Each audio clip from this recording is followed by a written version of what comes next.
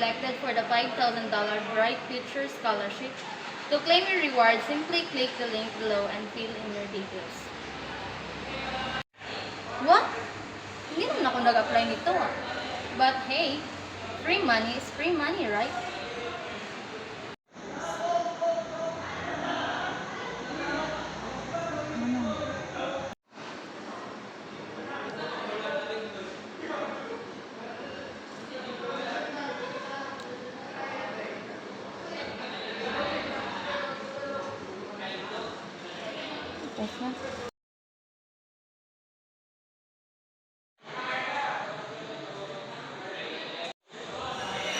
Hey, Aya!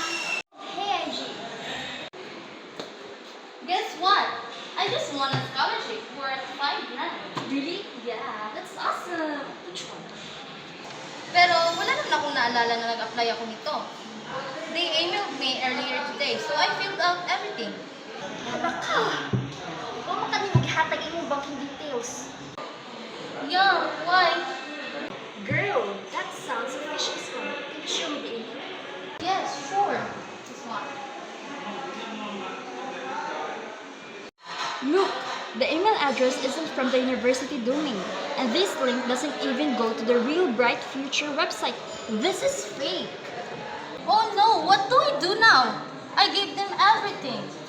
We need to report this. Let's go to Mr. Rias at IT Security now.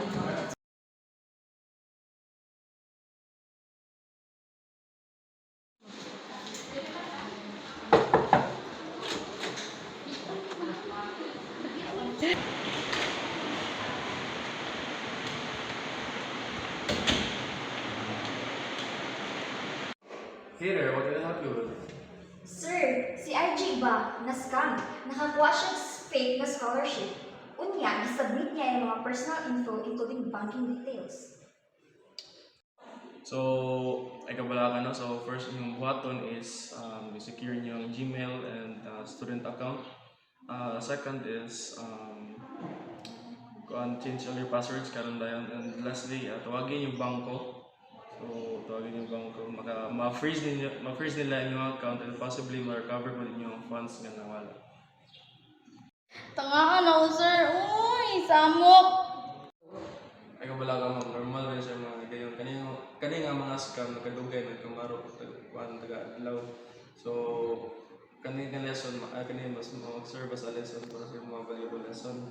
And ay kabala ka tabangan di ka nga ma-report na siya sa cybercrimes nga.